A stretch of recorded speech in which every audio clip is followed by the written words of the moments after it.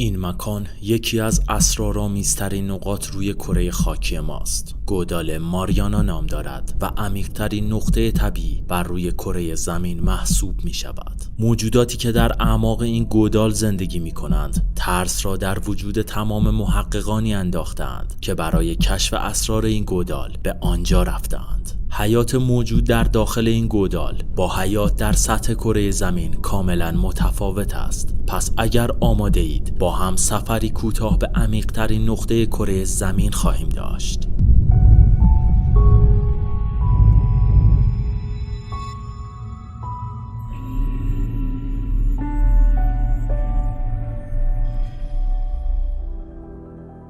همانطور که می‌دانید به عنوان بشر اطلاعات بسیار کمی در خصوص اقیانوس‌ها داریم و اگر موضوع مخفی نگه داشته شدن یافته‌های دولت‌ها در خصوص مسائل مختلف را هم مد نظر قرار دهیم، در خواهیم یافت که همین اطلاعات محدود ما در خصوص اقیانوس‌ها فراتر از فهم اکثر انسان هاست که به طور مثال گودال ماریانا یکی از این نمونه هاست. این گودال که در بخش شمال غربی اقیانوس آرام و در نزدیکی کشور فیلیپین واقع است، یک خراش هلالی شکل در پوسته زمین است که 2550 کیلومتر طول و 69 کیلومتر عرض دارد. عمیق‌ترین بخش این گودال یعنی گودال چالنجر 11034 متر یا به عبارتی 11 کیلومتر عمق دارد. اگر بلندترین نقطه سطح کره زمین یعنی قله اورست را با ارتفاع 8848 متر در داخل این گودال قرار دهیم،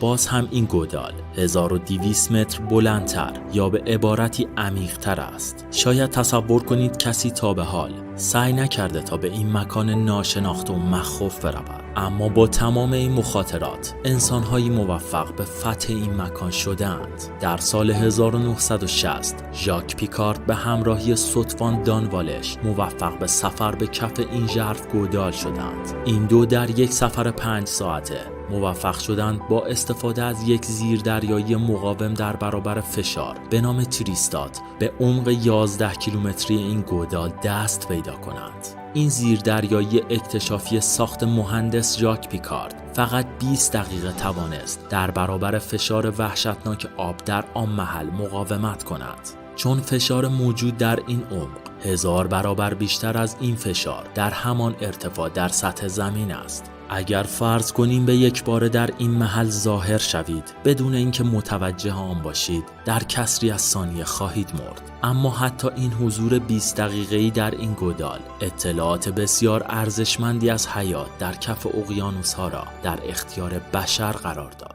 در آن سالها دانشمندان با استناد به این یافته‌ها مشخص کردند که حیات حتی در عمق 11 کیلومتری از سطح دریا هم وجود دارد و موجودات ناشناخته‌ای در این عمق زندگی می‌کنند. این در حالی است که دانشمندان تصور می‌کردند حیات و زندگی در شرایط سخت گودال ماریانا غیر ممکن است، چون قبل از هر چیزی در این عمق چیزی به نام نور و روشنایی وجود ندارد، چون امکان رسیدن نور خورشید به این عمق عملاً غیر ممکن می باشد. اکتشافات در خصوص حیات در این نقطه تاریک و ناشناخته در عمق اقیانوس‌ها به اینجا محدود نمی شود. طبق نوشته های او در عمق 1.5 کیلومتری از سطح دریا، چیزی که آنها از پنجره این زیردریایی مشاهده کرده بودند شما را شوکه خواهد کرد. شیئی دیسک مانند در طول این سفر آنها را همراهی می کرده. نوشته های پیکارد بدین صورت است: در ورودی گودال یک شیء دیسک مانند با قابلیت حرکتی بسیار بالا در حال بررسی و تعقیب ما بود. در نوشته های پیکارد از این شیء دیسک مانند با ابعاد فیزیکی بحث به میان آمده است، یعنی یا یک موجود زنده بوده یا یک شیء ساخته شده. ولی خب چیزی که آنها از آن مطمئن بودند این شیء نمیتوانست ساخت دست بشر باشد، چون در آن زمان انسانها دارای تکنولوژی ساخت چنین وسیله‌ای نبودند. منظور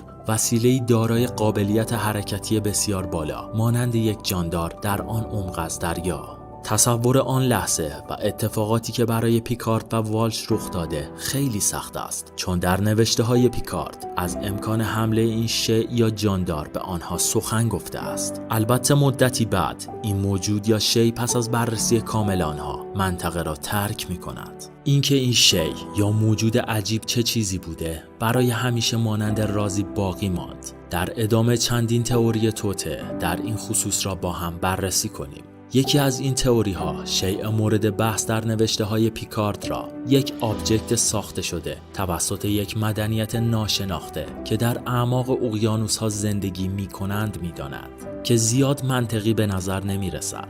در یک تئوری دیگر این موجود یک پریستوریک کنجکاو بوده است. در یک تئوری دیگر یک گونه منقرض شده از زمان دایناسورها یعنی تایلاسوروس یا تانیستروپوس یا مگالودون برای بررسی این زیردریایی اکتشافی به آن نزدیک شدند. طبق ادعای تئوریسین ها زنده ماندن گونه ای از دایناسورها و زندگی آنها در گودال ماریانا ممکن است و داستان‌های بسیاری نیز در این خصوص موجود می باشد. حتی یکی از این داستان‌ها در عصر معاصر ما مربوط به این کشتی اکتشافی و حفاری نفت به نام گلومار چالنجر می باشد. این کشتی آمریکایی با نام گلومار چالنجر در میان سالهای 1968 تا 1983 اقیانوس‌ها را وجب به وجب برای نقشه برداری طی کرده و بیش از 1000 عملیات حفاری را در کف اقیانوس‌ها انجام داده است. این کشتی‌ها که عموماً برای اکتشافات نفتی مورد استفاده قرار می‌گرفتند، در یک پروژه برای تحقیق و بررسی در خصوص گودال ماریانا توسط ارتش آمریکا مورد استفاده قرار گرفت. در روز اول تحقیقات یک دستگاه چتر مانند از کشتی گلومار چالنجر به عمق گودال ماریانا فرستاده شد. مدتی بعد این دستگاه شروع به ضبط صداهایی عجیب کرد. محققان برای بررسی صداها سعی کردند تا دستگاه را به بالا بکشند، ولی انگار دستگاه در جایی گیر کرده باشد و حرکت نمی کند. پس از یک انتظار 3 ساعته این کابل‌های فولادی خود به خود رها شد و محققان شروع به بالا کشیدن دستگاه کردند. اما چیزی که مشاهده می‌کردند ترسناک بود. چیزی که به نظر می‌رسید انگار موجودی دستگاه را گاز گرفته باشد، چون بر روی آن جاهای برخورد دندان وجود داشت. ترس وجود تمام افراد حاضر را فرا می‌گیرد. البته ارتش آمریکا یک سند رسمی در این خصوص منتشر می‌کند و مدعی می‌شود که امکان دارد این دستگاه در میان 2 سنگ گیر کرده باشد، ولی افراد حاضر در این کشتی نظر دیگری در این خصوص داشتند. در تحقیقات اکتشافی انجام گرفته در سال 2014 محققان موفق به ضبط یک صدا در عمق 11 کیلومتری از سطح دریا شدند. ابتدا این صدا را با هم بشنویم.